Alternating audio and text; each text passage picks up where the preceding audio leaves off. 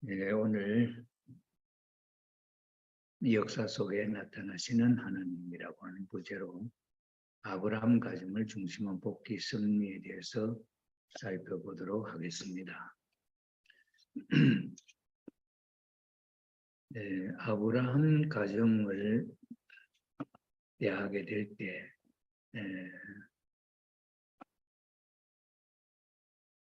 하나님이 아브라함을 선택하신 배경도 우상장사, 우상을 만들어 파는 데라라고 하는 사람의 아들, 그 아들 중에도 둘째 아들 차자를 하나님이 사랑하는 아들인데, 어떻게 아브라함 가정에서는 하나님이 준비한 어떤 가정의 인물이 아니고 우상을 만들어 파는 사탄이가 좋아하는 가정의 아들을 하나님이 불러 세워서 선택하셨다 하는 특이한 점을 우리가 볼 수 있게 되죠.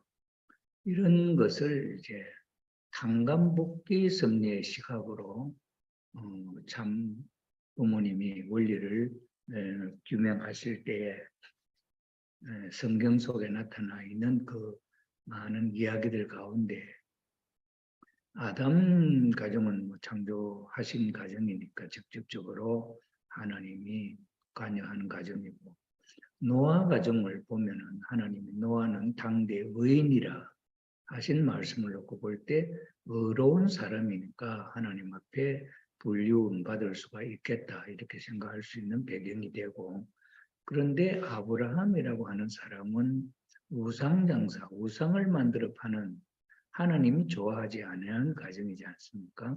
우상을 만들어 파는 데라의 가정에 맏아들을 하나님이 선택하셨다 하는 입장을 이제 탕감복귀 원리를 가지고 보니까 왜 그렇게 되었느냐 하는 것이 나타난 거지요.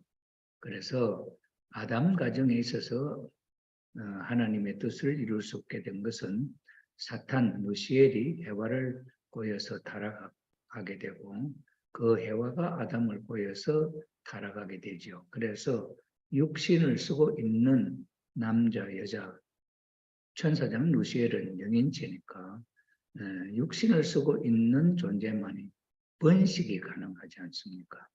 해와가 천사장과 타락했다 할지라도 그 사이에서는 번식이 되지 않지 않습니까? 그런데 그 해와가 다시 아담을 꼬여서 타락함으로 말미암아 그 사탄의 타락의 혈통이 아담 해와를 통해서 번식하게 되었다 하는 것을 우리가 알 수가 있죠.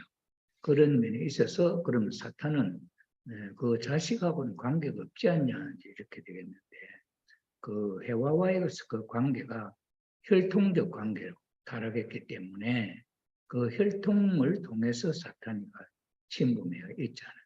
그것이 아담을 통해서 그 혈통이 열매를 맺어서 자식으로 가인 아벨이 태어나게 된다는 거죠.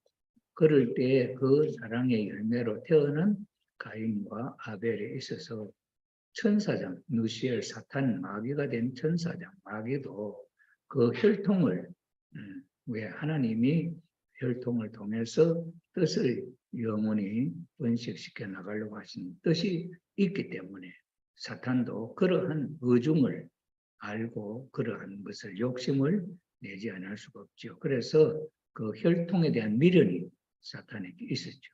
그래서 그 누시엘은 어디에 미련이 있었느냐 하니까 그 첫아들, 첫사랑의 열매로 태어난 첫아들의 미련이 있게 되었다. 그렇게 설명을 하죠.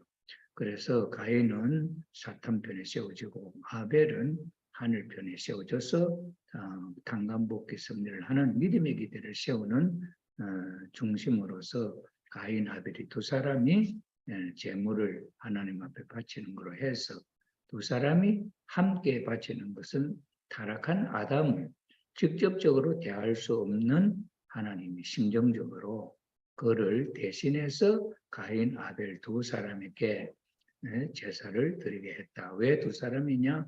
두 사람은 아담을 반반으로 나눈 입장이에요. 선과 악으로 분립한 입장이기 때문에 아벨만 하면은 아담의 반쪽밖에 안 되잖아요. 그렇죠? 그러니 아담을 상징하는 입장에 있어서 믿음의 기대를 세우는 중심으로 두 사람이 아담, 가인, 아벨이 함께 제사를 드렸다. 그런데 하나님은 아벨의 제사를 받으시고 가인의 제사는 받지 않았다. 그것이 화근이 되어서 아벨은 가인이 아벨을 쳐 죽였다. 이렇게 해서 아담 가정에 하나님의 의로운 뜻이 이루어지지 못하고 오히려 선이 악이 결실 맺는 가인을 직접 가인의 아벨을 살해하는 살인사건으로 악이 직접 열매를 맺는 결과가 이루어짐으로 말미암아 인간 세계는 사탄이가 지배하는 세계로 바뀌어 버렸다. 가인이 아벨을 살해하지 않을 때는 아담을 대신하는 입장이기 때문에 중간 입장에 있죠. 아직도 선악간의 행동이 없는 입장이니까 하나님은 아벨을 상대할 수 있는 그런 입장으로 선정된 입장인데 그 결과의 행위가 가인의 아벨을 살해함으로 말미암아서 악이 선을 죽이고 결실을 맺었다. 이래서 사탄은 아담을 치고 또 그 아들 아벨을 하나의 편 인물인 아벨을 쳐서 2대 달아서 2대의 사탄이 역사를 해서 악을 열매 맺게 한 그런 조건이기 때문에 tan간복귀 원리는 반대의 경우로 하는 것이지 않습니까?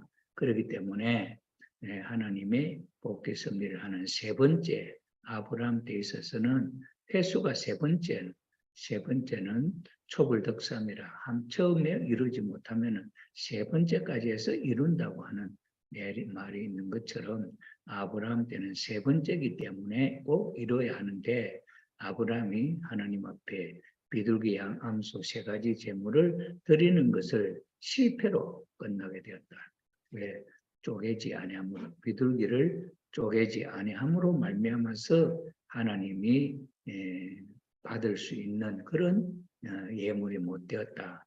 그것은 분립을 하지 않은 사탄을 성별하지 아니하는 제물, 천주를 상징하는 소생장성 완성으로 성장 기간을 두고 완성하는 이 피조 세계를 상징하는 입장에 있어서 비둘기 양 암소 세 가지 제물은 각각 소생계 장성의 완성을 의미하고 그것을 분립을 쪼개어서 성별을 해서 하나님 앞에 바쳐야 하는 그런 입장이었는데 아브라함의 비둘기를 쪼개지 아니함으로 말미암아 사탄이가 성별되지 아니한 재물을 침범하는 그런 입장이 되어서 아브라함의 재물 실수로 뜻은 당시에 이루어질 수 없었지만은 그러나 하나님은 tan간복귀 원칙에 의해서 사탄이가 두 번 쳐서 아담 가정을 치고 그 자녀 가정을 쳐서 타락시켰기 때문에 아브라함이 비록 실수를 했다 할지라도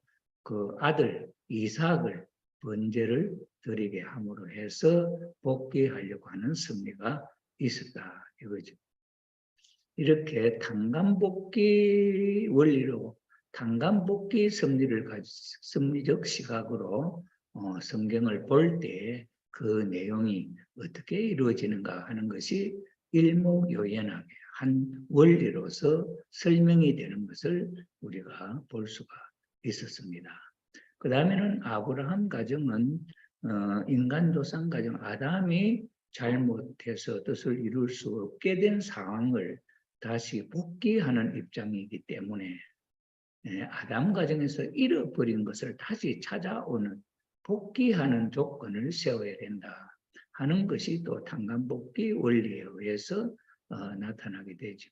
그래서 아담 가정에서는 그럼 무엇이 어떻게 되었냐 할 때 아담은 해와를 자기의 상대가 되고 부인이 되어야 할 실제 하나님의 부인으로 창조된 해와를 천사장이 타락함으로만 뺏어갔다. 그래서 복귀 원리에 의해서 아담은 잃어버린 그 해와를 다시 복귀하는 조건을 세워야 된다. 노아 가정에서는 그렇게 나타나지 않았지만은 아브라함 가정에 있어서는 세 번째 아담을 복귀하는 아담 가정을 복귀하는 입장에 세워져 있는 아브라함에 있어서는 그러한 노정이 나타났다 하는 것이 보였습니다. 그게 뭐냐 하니까 아브라함과 사라가 살고 있는 그 지역에 흉년이 가뭄이 들어가지고 도저히 살 수가 없습니다. 그래서 어디로 가느냐 하니까 애굽으로 내려갑니다. 애굽으로 내려가서 그 흉년을 피해 보려고 내려가는데 애굽에 가면 애굽 왕이 여자를 좋아합니다. 그래서 여자를 좋아하니까 그 백성들이 예쁜 여자만 보이면은 애굽 왕한테 소개해서 바치는 그런 일이 있었습니다. 이러니 사라와 아브라함이 애굽으로 갈 때에 그때 이 아브라함이 그것을 알고 틀림없이 아기도 없는 부부가 가면은 사라가 예쁘기 때문에 그 애굽 사람들이 틀림없이 이 사라를 애굽 왕 바로에게 바치기 위하여 그렇게 할 것이다. 그러면 내가 남편이라 하면 틀림없이 남편을 죽이고 사라를 그렇게 바칠 것이다. 이렇게 예측을 아브라함이 하죠. 그러면서 사라에게 자기 부인이지 않습니까? 사라에게 말하기를 이제 우리는 부부라 하지 말고 남매라 하자. 이렇게 해서 애굽에 들어가는 일이 성경책 속에 나와 있습니다. 뭐 거기는 한 이야기 흘러가는 이야기처럼 쭉 그 삶의 내용이 전개되는 내용으로 소개되어 있기 때문에 거기에는 어떤 뜻이 무엇이 어떤 뜻이 있느냐 이런 것이 나타나지 않고 그냥 스토리로 흘러가는 내용이죠. 그런데 아버님은 이 성경을 읽으면서 하나님의 복귀 섭리에 있어서 어떤 역할을 하고 어떤 의미를 갖고 있느냐 하는 탄감복귀 섭리에 대한 시각으로 보게 됐다 이 말이죠. 처음부터 아버님이 성경을 대할 때 탄감복귀 원리를 생각하고 그렇게 봤던 건 아니겠죠. 성경책을 한 번 읽고 두 번 읽고 기도하면서 그 성경에 대해서 깊이 공부를 하게 될 때에 그러게 된 것이 탄감복귀라고 하는 새로운 하나의 그 의미를 발견하게 되고 그 원리를 가지고 적용해서 풀어보니까 일목요연하게 성경의 흐름의 내용이 그런 의도를 갖고 흘러가고 있다 하는 것을 발견하게 되었다. 누가? 아버님이 원리를 규명할 때에 그것이 보였다 이거죠. 그래서 아브라함과 사라는 부부간인데 약혼한 사이와 같이 그 남매간의 입장에 있어서 애굽에 들어갈 때는 부부인데 부부라 하지 않고 그 부인을 바로 애굽 왕 바로에게 아브라함이 내주는 입장이다. 내주는 입장이지 않습니까? 어떻게 해서 내주는 입장이냐? 아브라함과 사라가 부부인데 남편 아브라함이 사라에게 말하기를 이제 우리는 부부라 하지 말고 남매간으로 해서 가자. 왜 그러냐?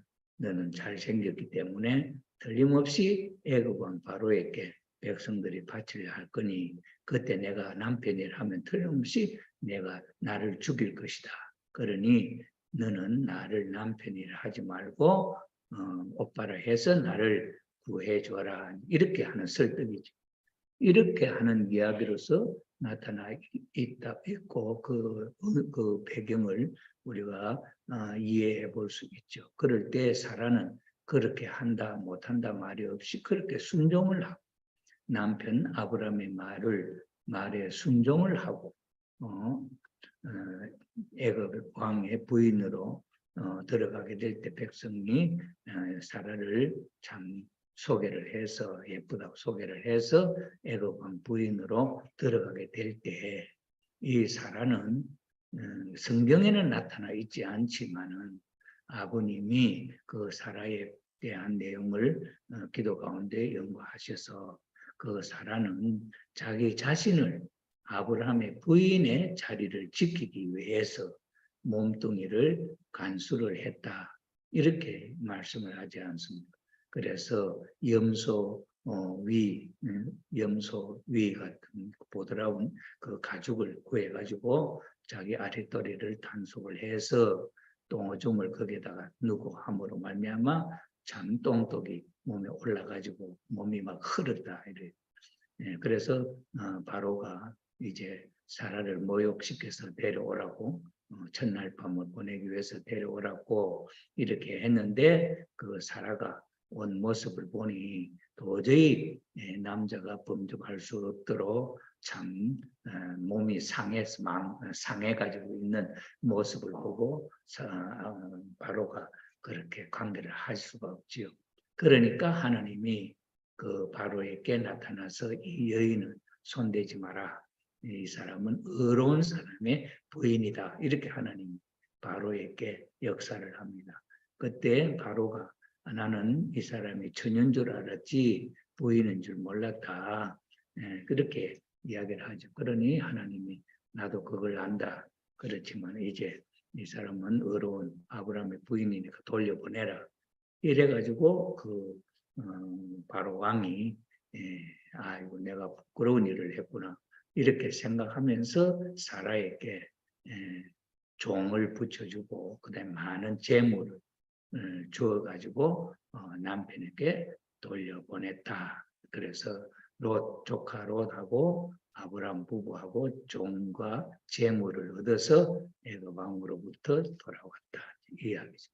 그리고 이 이야기가 원리에서 당간복귀 원리로 소개할 때 아담이 그 부인을 사탄 누시엘에게 빼앗겼던 것을 마치 사라를 애굽 왕에게 빼앗겼던 것을 다시 찾아오는 그런 조건으로 사라가 아브라함에게 돌아올 수 있었다. 이것은 타락한 아담 가정을 당간복귀하는 그런 조건이 되게 되었다. 이래서 이 아브라함에게 하나님은 비둘기 양 암소 3가지 제물을 바치도록 그렇게 하실 수가 있었다. 이렇게 원리적으로 설명을 합니다. 여기서 우리가 한 가지 생각해 볼 수 있는 내용이 지금 우리 가정연합에 있어서 참 독생녀에 대한 신앙 논쟁이 일어나고 있습니다. 왜 그러냐니까 지금까지 일반적으로 독생녀에 대한 신학은 없습니다.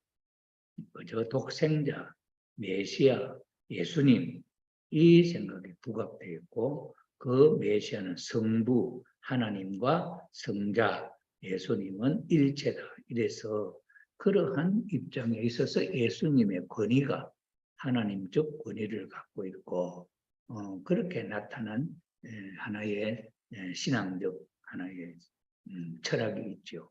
이런 입장이기 때문에 우리 통일교회에 있어서도 참 아버님은 재림주 메시아로 오셔서 독생자로 오신 메시아이시다. 그러니 하나님과 일체되셔서 성원식을 통해서 가정을 이룬다고 할 때에 성서에는 독생녀에 대한 내용이 없기 때문에 하나님과 복귀된 아담이 타락한 세계 속에서 여인을 택해 가지고 교육을 시켜서 결혼을 해서 부부가 되면은 참 부모가 된다 하는 이런 하나의 이론으로 일상화되어 있고 그래서 아버님의 말씀이나 이 모든 것은 절대적으로 아버님이 행하시고 하는 것이다. 그렇기 때문에 독생녀 어머니는 그 신학에도 없는 내용을 발표를 해가지고 독생녀교를 만들고 아버님을 폄하해서 아버님의 가치는 떨어뜨려 버리고 어머님이 하나님처럼 높아지려고 하는 그런 입장이라고 이해하는 그런 면에 있어서 어머님의 하시는 일에 대해서 이해를 못하고 반대하고 그렇게 하는 무리가 그룹이 생겼습니다. 이런 입장에서 볼 때에 우리가 생각해 볼 수 있는 것은 예수님이 하나님의 아들 독생자라고 그렇게 주장할 수 있는 배경이 예수님 때는 요한복음 5장 39절에 보면은 이 성경을 봐라. 이 성경을 보면은 내가 하나님의 아들인 줄을 알 수 있고 이것을 증명하고 있다. 이렇게 예수님은 이야기를 합니다. 성서에 그때 성서는 예수님 때 성서는 구약 성경이죠. 창세기, 모세 오경이라 해서 이게 주로서 구약 말씀이 그때 하나님의 말씀이었습니다. 그래서 이 구약 성경의 창세기로부터 나타나 있는 이 내용을 보면은 내가 하나님의 아들이다 하는 것을 증거하는 것이다. 이렇게 이야기를 합니다.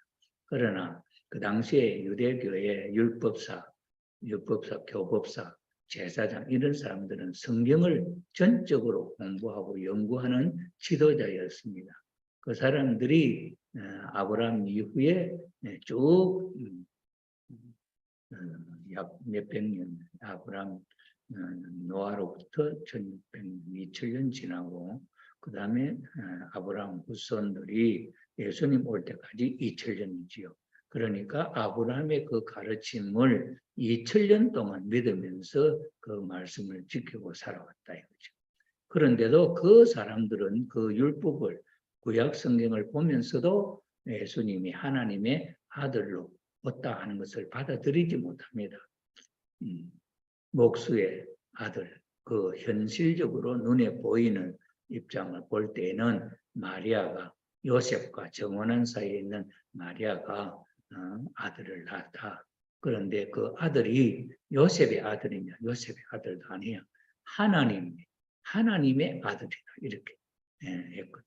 이런 입장에 세워져 있는 상황이 그런 상황인데 예수님이 내가 하나님의 독생자고 하나님 아버지다, 우리 아버지다 이렇게 표현한 그 말 때문에 예수님은 십자가를 지게 되는 어려움이 있게 되었다 이거죠. 그 당시에 유대교의 그 시각으로 볼 때는 예수님이 완전히 마귀 사탄의 모습이지 하나님의 독생자의 모습이 아니었다. 그러면 그 내용을 이제 2000년이 지나서 예수님이 다시 이 땅에 오마한 시대가 예수님 돌아가시고 2000년 지난 오늘의 시대고 그 승리적인 흐름에 따라서 아버님이 16살 때 예수님을 만나서 그 예수님이 이루고 싶었던 하고자 했던 그 모든 사명을 아버님 앞에 인계를 했죠. 인계를 함으로 말미암아 아버님은 하나님의 복귀 성령, 예수님이 어떤 분이냐 하는 데 대한 내용을 성경을 공부하면서 일본에 가셔서 유학하는 동안에 있었어도 책상 위에 있는 성경책을 보면은 아주 많이 봐서 너덜너덜하고 그 성경 구절구절에 밑줄을 그어가면서 공부했던 그런 모습이 있습니다. 그런 입장에 있어서 성경을 공부해서 성경을 보는 시각이 하나님은 아버지시고 인류를 참 자녀로 구원하기 위한 tan감복귀 섭리의 내용이 있다 하는 것을 원리를 통해서 창조 원리를 통해서 복귀 원리에 적용한 것이 복귀 원리고 그 복귀 원리의 핵심은 tan감복귀입니다. 복귀는 본래의 자리를 이탈하게 돼 본래의 자리에서 벗어나게 될 때는 그 본래의 자리로 다시 돌아가려면은 반드시 어떠한 조건을 세워야 되고 반대 경로로 위해서 그 다음에는 인간 자신이 그렇게 해야 된다고 하는 원리를 찾은 거죠. 그게 tan감복귀 원리지요. 그 tan감복귀 원리적 시각으로 볼 때에 예수님은 그런 하나님의 아들이라고 주장할 수 있는 그 시각은 이스라엘 유대 민족이 보았던 시각도 아니고 오늘날 기독교에서 예수님을 보는 시각도 아니고 오늘 기독교에서 보는 예수님의 시각은 동정녀 마리아가 하나님의 성령의 역사로 남자를 가까이 하지 아니하고 태어난 아들이기 때문에 하나님의 독생자라 하는 그런 이론으로 밀고 나가고 이해하고 있는 시각이죠.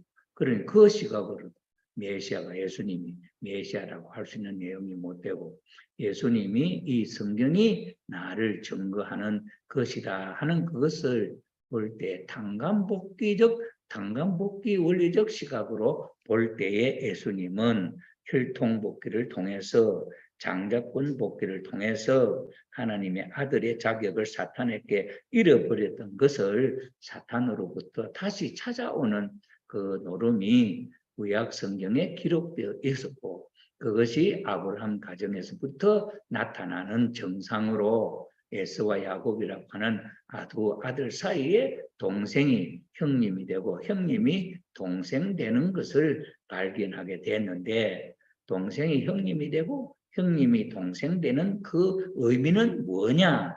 그것이 아담이 원래 하나님의 아들이고 사탄 앞에 천사 앞에서는 주인의 자리에 있었는데 종은 주인의 주관을 받아야 할 입장에 있는 종이 오히려 해와를 거꾸로 주관을 하고 그 해와는 다시 아담을 거꾸로 주관하는 이런 역사를 통해서 이 세상은 사탄의 세계가 되어버렸다. 그렇기 때문에 이 사탄의 세계가 되어버린 이 환경 속에서 하나님은 어떻게 하나님의 아들을 다시 찾느냐. 하늘에서 새로 뚝 떨어지게 할 수도 없고 다시 흙과 물과 공기로서 하나님 지을 수도 없다. 왜? 아담 해와에게 이미 창조성을 부여하고 이미 창조 원리적으로 그렇게 만들었던 원리가 있기 때문에 그 원리를 무시하고 당간복귀 섭리를 할 수가 없지요. 그러니 이 타락한 인간을 하나님이 인정하지만은 그 인간의 속에서 잃어버렸던 하나님의 아들의 그 위치와 그 조건들을 사탄으로부터 복귀하는 섭리를 하셨다. 이렇게 보는 시각이 아버님이 본 당간복귀 원리적 시각이다. 그래서 아브라함 가정에 있어서 사라와 아브라함 두 부부가 애굽 왕에게 부인을 내줬다가 찾아오는 이 섭리도 사탄에게 빼앗겨 버렸던 부인을 찾아오는 아담이 해와를 사탄에게 빼앗겼던 것을 찾아오는 조건을 세우는 당간복귀 원리적 시각으로 이해가 되었다 이거죠. 그 다음에 그 아브라함 가정에 있어서 원래는 아들이 이삭이 100살 될 때까지 아들을 사라를 통해서는 못 낳았죠. 그런데 그 사라의 종의 하갈이라고 하는 종이 있어서 이 하갈을 아브라함이 상대를 해서 왜 사라가 아기를 못 낳기 때문에 하갈을 통해서 아들이 생기면은 그 후사로 아브라함의 후사라 하면 그 맏아들을 해서 그 혈대를 이어가는 그런 이제 원칙으로 세워서 하려고 했죠. 그래서 하갈이 아들을 낳습니다. 그 아들 이름이 뭐냐 하니까 이스마엘이죠. 이스마엘을 하나님이 내 장자로 세우겠다. 이러니까 하나님이 아니다. 아니다. 그러면서 사라가 아들을 낳을 것을 이야기를 하죠. 이래서 100살 때 하나님이 사라에게 아들을 주어가지고 태어나게 했죠. 그러니 그 태어난 아들이 이제 이삭인데 이삭은 아브라함 가정의 정식 아들이고 그 다음에 이스마엘은 뭐냐 어부자식이죠. 어부자식입니까? 어부자식이가 뭐라고 하는 첩을 통해서 난 서자다. 서자죠. 그런데 이 형제간이라고 하는 것이 형은 반드시 동생을 다스리게 되는 그런 위치가 있습니다. 그러니 이 이스마엘은 먼저 태어났으니까 형이고 이삭은 나중에 태어난 어린 애기잖아요.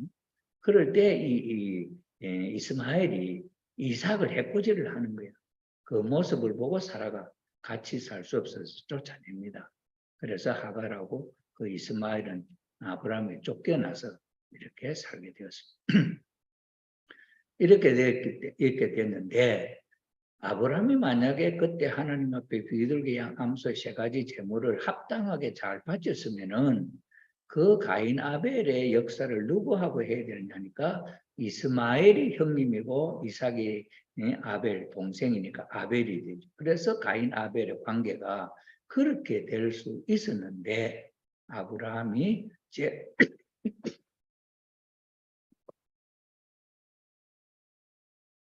비둘기와 밤소의 세 가지 재물에 실수함으로 말미암아 누구를 바치겠냐? 그 아들 이삭을 제물 대신으로 번제로 바치게 하죠. 그러니 그 아들이 가인아벨의 입장에 세워질 수 있는 입장이 못 되고 그 비둘기 암소의 세 가지 제물을 대신하는 입장에 제물의 자리에 나가게 되죠.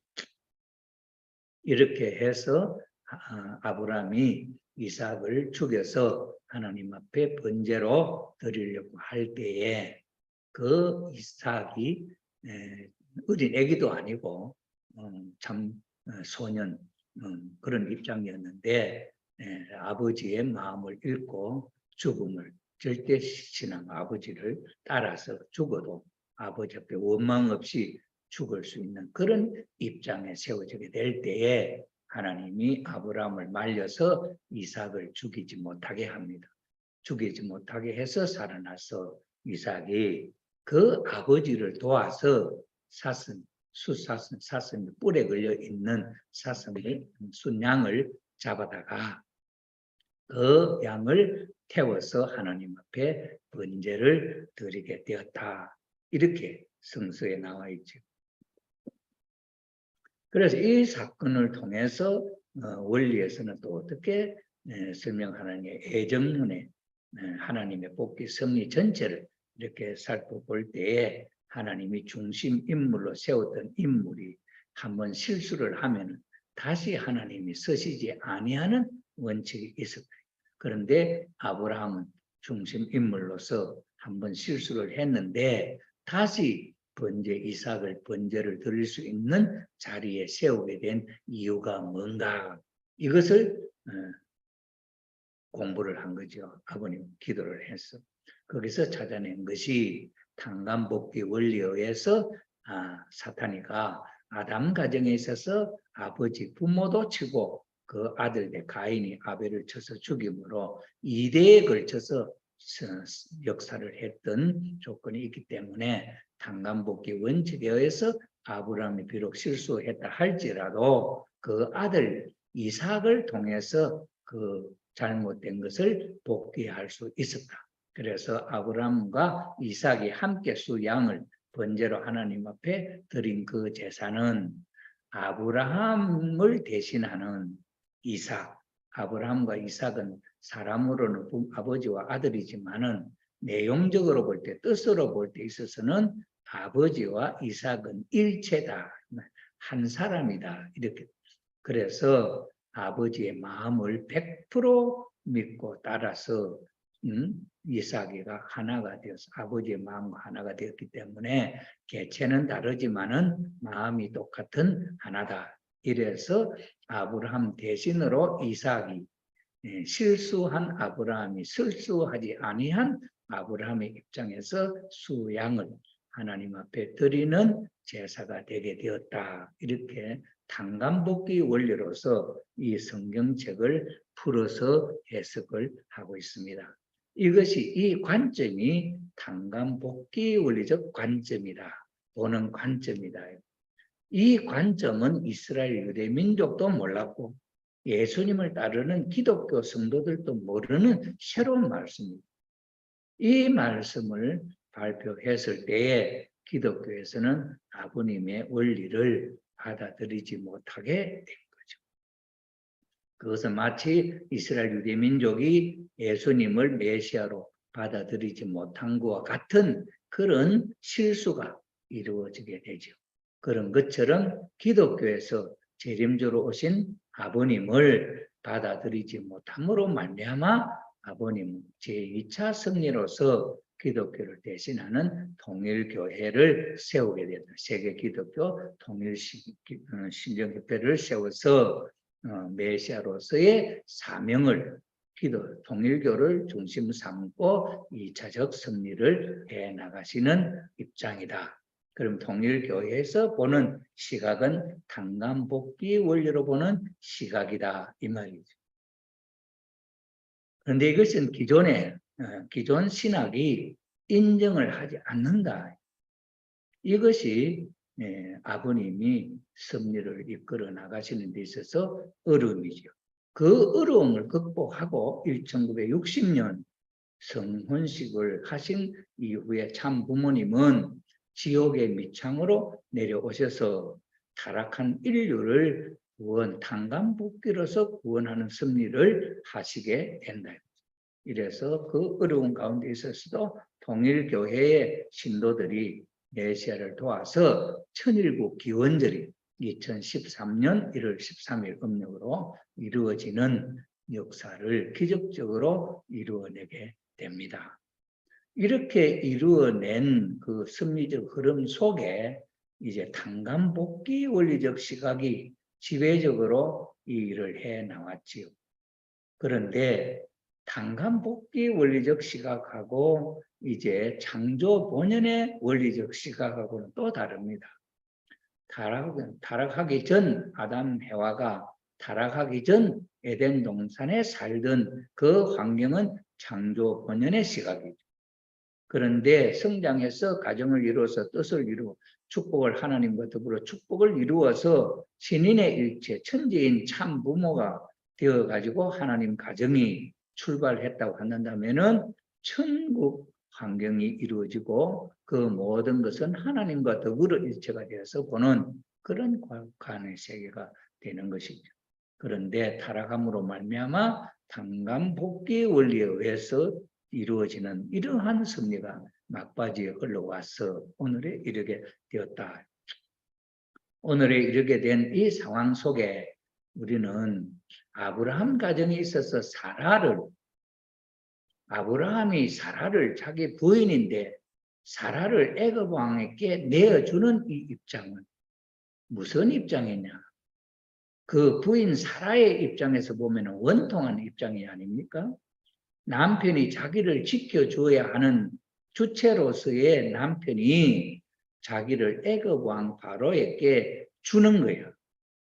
그러면은 이 사라는 아브라함이라고 하는 남편을 버리고 애굽 왕을 남편으로 받아들여야 하는 이런 입장에 놓여지게 되잖아요.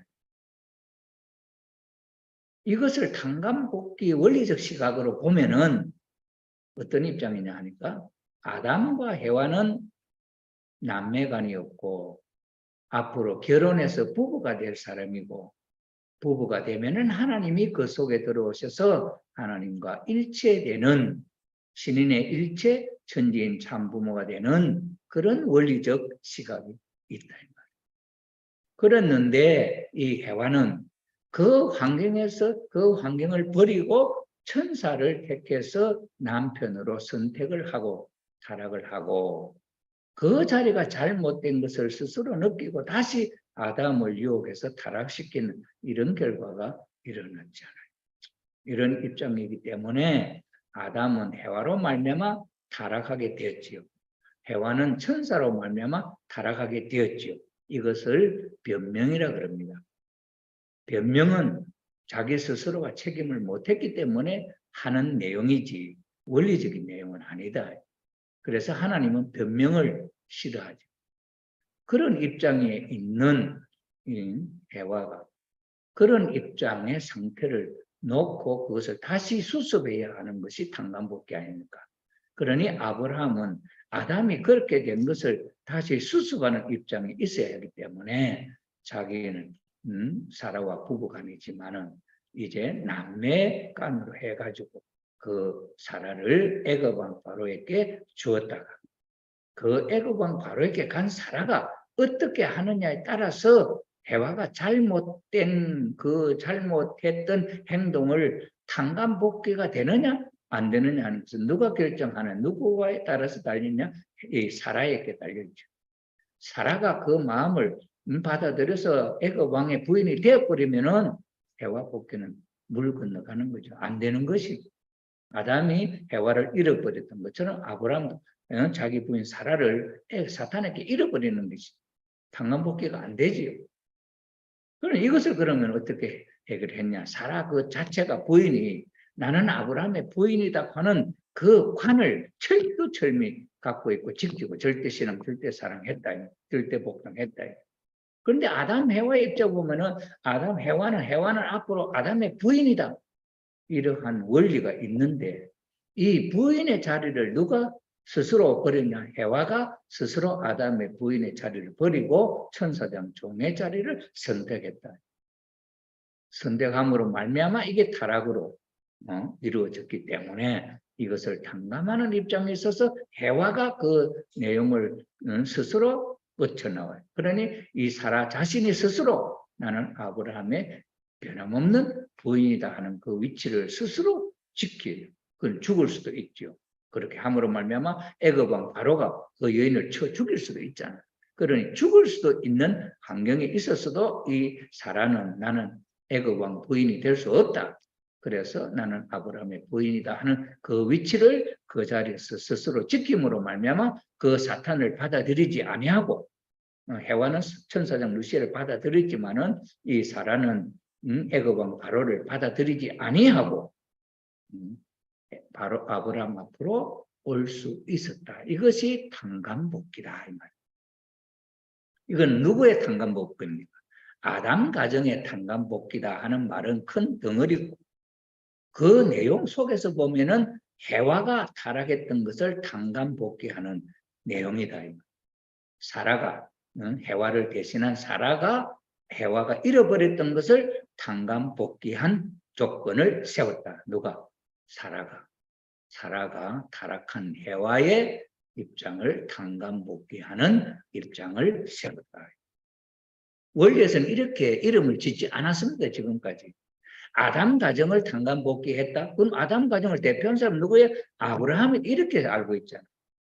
아브라함과 사라가 아브라함 가정을 대표하는 입장이죠. 내용적으로. 아담 가정은 아담하고 해와지요. 하나님과 더불어. 그런데 그 해와가 타락해서 사탄의 부인으로 갔다가 그 사탄의 부인된 해와가 또 아담을 타락시켰잖아요. 그래서 사탄 루시엘로 말미암아 하나님 가정은 왕창 몽땅 망하게 되죠. 그것을 탕감복귀하는 입장에 누가? 아브라함이 있다. 아브라함과 사라. 그래 아브라함과 사라는 부부지만은 이 사라를 애굽 왕에게 줄 때에 그 사라의 마음에 아브라함에 대해서 섭섭한 마음이나 이런 내용을 가지고 썼다 한다면은 이 상황을 극복할 수 없지요. 그런데 추후도 아브라함에 대한 원망이 아니라 내가 말 한마디 잘못하면 아브라함이 죽고 죽는다 하는 것을 아는 사라가 그 아브라함을 살리기 위해서 자기는 아브라함의 부인인데 애굽 왕에게 간다 하는 것까지 아브라함 앞에서 실행을 했잖아요. 그러면서 자기가 할 수 있는 환경, 거기에 들어가서는 이제 아브라함이 할 수 있는 일은 아무것도 없어요. 그 사라 자신이 이제 어떻게 행동하느냐에 대한 내용이 남아있는 거죠. 그때에 이 사라가 한 행동은 절대성, 자아주관, 완성입니다. 절대성은 뭡니까? 여성이죠. 절대성은 뭡니까? 아브라함의 부인이죠. 그 아브라함의 부인, 아브라함의 아내 자리에 있는 그 사라가 절대성, 그 성이죠. 자아주관, 자기 스스로가 나는 아브라함의 부인이다. 애굽 왕 바로의 부인이 아니야 하는 절대성, 자아주관, 자아 스스로가 그 신념을 주관합니다. 아브라함의 말을 듣고 애굽 왕에게 간략하는 마음으로 결정한 것이 아니고 나는 아브라함의 부인이지 애굽 왕 바로의 부인이 될 수 없다고 하는 마음을 자기 스스로 자아주관한 거죠. 그래서 절대성, 자아주관 완성한 여성이 사라였다. 그렇게 함으로 해와가 잃어버렸던 그 내용을 탕감복귀하는, 해와를 탕감복귀하는 이런 입장에 세워지게 된 첫 번째 사건이 아브라함의 부인 사라와 더불어서 1차 노정으로 애굽 왕 바로에게 그렇게 가게 된 사건이었다. 이것이 중복에 두 번 있습니다. 두 번. 그날날 또 다시 1차 비둘기 양 암소 3가지 제물을 드리는 실패함으로 말미암아 실패한 입장이 있는 아브라함이기 때문에 아담 가정을 탕감복귀하는 조건을 모셨기 때문에 2차 승리는 하나님 뭡니까? 사라를 하나님 앞에 번제로 바쳐라 하는 거죠. 그 번제로 바치기 이전에 아브라함 가정은 아담 가정을 탕감복귀하는 조건을 세워야 되는 원리가 있다. 이것이 두 번째 사건인데, 그때도 그랄 왕 아비멜렉이 이 여자를 좋아하는 입장에 있는 사탄이죠. 그런데 아브라함과 사라는 그 나라로, 그 사탄 세계 환경 속으로 들어갑니다. 스스로 들어가서 아브라함이 살기 위해서 자기 부인을 그랄 왕 아비멜렉에게 부인을 주는 겁니다. 이것은 외적으로 보여지는 환경이 아브라함이 살기 위해서 그렇게 했죠. 그러면은 에덴 동산에서 선악과를 따보면 죽는다 그랬잖아요. 죽는다고 그랬는데 그 죽는다고 하는 말을 어기고 자기가 좋아하는 하나님처럼 된다고 하는 사탄의 유혹에 의해서 그 말을 버리고 죽음의 길을 스스로 선택한 존재가 누구냐? 해와잖아요. 해와가 스스로 선택했다. 스스로 선택한 환경이 해와였는데 이 사라는 스스로 선택한 환경이 아니야. 아브라함이 선택한 환경. 아브라함이 애굽에 들어가려고 했고 아브라함이 그랄 나라에 들어가려고 선택이에요. 그게 부인으로 따라간 거예요. 그런 입장에 있어서 아브라함이 자기를 버리는 거예요. 부인의 자리에서 그랄 왕에게 부인을 주는 거예요. 에덴 동산에는 아담이 준 게 아니야. 자기 스스로 아담을 버리고 찾아간 거예요. 그러니 탕감복귀 원리에서 아브라함이 스스로 버리는 거예요. 아브라함이 스스로 버릴 때 이 해와 입장에 있는 사라가 자기 스스로의 결정으로 나는 아비멜렉의 부인이 될 수 없다. 나는 아브라함의 부인이다 하는 그 자리를 절대적으로 지켰어. 절대성 자아주관 완성으로 아비멜렉에게 있어서도 자기 몸을 버리지 않아요. 자기 몸을 헛되이 더럽게 하지 아니하고 그 고귀한 아브라함의 부인의 자리를 지켰다. 목숨을 걸고 죽으리라. 죽으면 따먹으면 정령 죽는다 하는 상황에서 살아난 두 번째 사건이 그랄 나라에서도 일어났다. 이것이 타락한 해와를 탕감복귀하는 입장에 세워지는 사라였다. 이것이 원리에 있어서는 타락한 해와를 탕감복귀했다 이렇게 안 하고 타락한 아담 가정을 탕감복귀하는 아브라함 가정이다. 이러니 사라 이름은 없잖아요. 그러니 아브라함은 뭡니까? 아담 가정을 탕감복귀하니 아담은 탕감복귀 된다는 입장이 있지 않아요. 그럼 해와는 탕감복귀는 없잖아요. 해와를 탕감복귀했다는 말이 없잖아요. 그렇죠? 그런데 아브라함의 첫 번째 애굽에서도 아담 가정을 탕감복귀했는데 실질적으로 내적으로 보면은 해와를 탕감복귀한 거죠. 그 다음에 그랄 날에 갔을 때 있어서도 아담 가정을 탕감복귀하는 입장이었는데 내적으로 보면은 해와를 탕감복귀하는 입장이었죠. 두 번이. 그 다음에 아담을 탕감복귀하는 노정은 어디서 이루어집니까? 예스와 야곱 남자 사이 예스와 야곱 사이에서 일어나는 형님 동생 되는 이 사건은 혈통 복귀, 그 다음에는 장자권 복귀, 아담 복귀죠. 그거는 해와 복귀하고는 다르죠. 그렇죠? 그런 면에서 볼 때에 이 시각은 탕감 복귀 원리적 시각으로 볼 때 아브라함 가정에서 해와를 탕감 복귀한 노정이 있었다. 두 번이나. 이런 입장이기 때문에 마지막에 마리아를 통해서 예수님이 하나님의 아들이 결정적으로 복귀될 수 있었던 것은 그 마리아가 요셉과 약혼한 사이라고 하는 것으로 해서 아담과 해와가 약혼한 사이라고 하는 것으로 설명하십니다. 거기서 아담을 복귀할 수 있었다 이 말이에요. 거기서 타락해서 아담을 버리고 타락함으로 말미암아 아담 가정이 세워지지 못했는데 요셉과 마리아가 약혼한 사이인데 이 약혼에 결혼해버리면은 하나님의 복귀성리가 안 되는데 약혼한 입장에 있을 때 하나님이 가브리엘 천사를 통해서 이 마리아를 따먹어라 했다는 에덴 동산의 해와에게 따먹어라 따먹어라 누시엘이 꼬였던 것처럼 그 말을 따먹지 말라는 하나님의 말씀을 지켜야 하나님 가정이 될 수 있었는데 요셉과 마리아가 약혼한 사이인데 누가 와서 유혹하느냐? 가브리엘이 와서 따먹으라 따먹어 유혹하는 거야. 그러면 이 가브리엘 말 들으면 요셉하고는 약혼 깨지는 거잖아. 그럼 이거 깨지면 어떻게 되게 죽는 거야. 약혼한 여인이 음란한 짓을 하면. 그러니 아담 해와가 선악과를 따먹으면 죽는다 했던 그 사건이 따먹으면 죽잖아요. 실제로. 그러니까 그 상황과 똑같은 입장. 요셉하고 마리아 따먹으면 죽지. 그런데 천사장 누시엘이 가브리엘이 와서 따먹으라 따먹으라 하는 거예요. 그런데 이 따먹으라 하는 이야기를 요셉한테 이야기도 안 해. 천사장 말 듣고 요셉하고 약속도 안 하고 언언도 안 하고 자기 아버지하고도 언언도 안 하고 자기 스스로 결정. 왜? 해와가 에덴 동산에서 타락할 때 누구하고 언언했냐? 아담하고 언언했냐? 하나님하고 언언했냐? 안 했다. 자기 스스로 결정. 자기 스스로 결정해서 천사장 누시엘의 말을 듣고 타락했다. 그래 이것을 탕감복귀하는 게 마리아, 요셉과 마리아죠. 그러니 마리아가 무엇을 복귀하는 거예요? 아담을 복귀하는 거요, 해와를 탕감복귀하는 거예요. 해와를 탕감복귀하는 거지. 타락했던 해와를 누가 탕감복귀하냐? 마리아가 탕감복귀하는 거죠. 가브리엘 천사장의 말을 듣고 하나님의 아들을 낳게 되죠. 이 천사장 누시엘의 말을 듣고 사탄의 자식을 낳았잖아요. 그래 탕감복귀 되죠.